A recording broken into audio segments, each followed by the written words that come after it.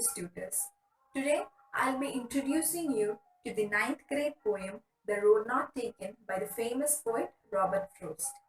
To speak a few lines about the poet, Robert Frost is an American poet who was born in San Francisco. His earlier works was published in England and later on in America. Some of his major works are Stopping by the Woods on a Snowy Evening, Out, Home Burial, Fire and Ice, and the list goes on. To come back to the poem has four stanzas. We'll go into each stanza in detail. To begin with the first, two roads diverged in a yellow wood, and sorry I could not travel both, and be one traveler, long I stood, and looked down one as far as I could to where it bent in the undergrowth. So here we see that the poem opens with the scene where the poet is standing in front of two diverging roads and the poet is in a dilemma. What dilemma?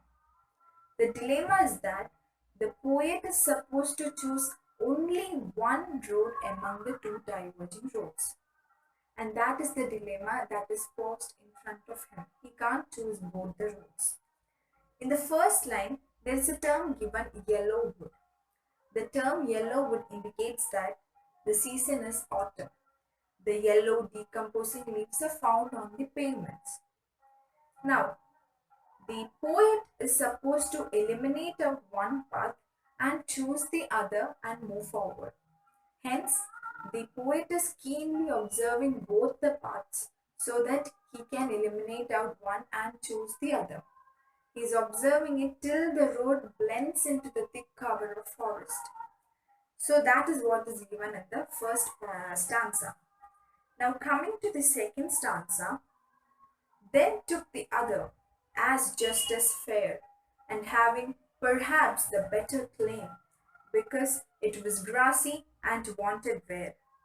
Though as for that the passing there had warned them really about the same. So in the first stanza we saw that the poet was in a dilemma. But when we come to the second stanza, the dilemma is solved. How? The dilemma is solved because the poet chooses the second path over the first one. And what is his claim for choosing the second path? His claim for choosing the second path is because it was grassy and wanted wear. The term grassy and wanted wear suggests that the path the poet chose was less used or less traveled by people. After the poet chooses the second path and he starts moving in that path, and after reaching a certain distance, the poet feels, oh, the path that I had chosen and the path I had left behind, saying the path that he had chosen was less traveled by people, now he feels both the paths were equally traveled and equally worn. That is what he feels to the end of the second stanza. Then what happens? That we'll see in the third stanza. And both that morning equally lay, in leaves no step had trodden black. Oh, I kept the first for another day, yet knowing how way leads on to way, I doubted if I should ever come back. So to the end of the second stanza, we saw how after choosing the second path and moving forward in that path, suddenly the poet feels that the path that he had chosen and the path that he had eliminated out was equally laid and equally firm. Then to the third stanza, the poet takes us a few moments back when that particular morning he was standing in front of the diverging roads. And that morning, the poet was the first person to be walking on either of the paths. That is indicated by the line, in leaves no step had trodden black, which means that before the author, there wasn't any traveler who had stepped upon the leaves or who had traveled by either of the roads. Then he says, he eliminated out the first road and chose the second one because the first road he had kept for another day to travel. Then he says he very well knew how the second path that he had chosen is going to lead him onto another path. And there is no coming back to the beginning and traveling through the first path. Now, coming to the concluding stanza, I shall be telling this with a sigh. Somewhere, ages and ages hence, two roads diverged in a wood, and I took the one less travelled by, and that has made all the difference. In the first three stanzas, we saw how the poet was in a dilemma, how he solves it, how he chooses the second path. Then he gets into a confusion after walking a bit distance. Then he says he had eliminated the first path so that he could travel it on another day and not on that day.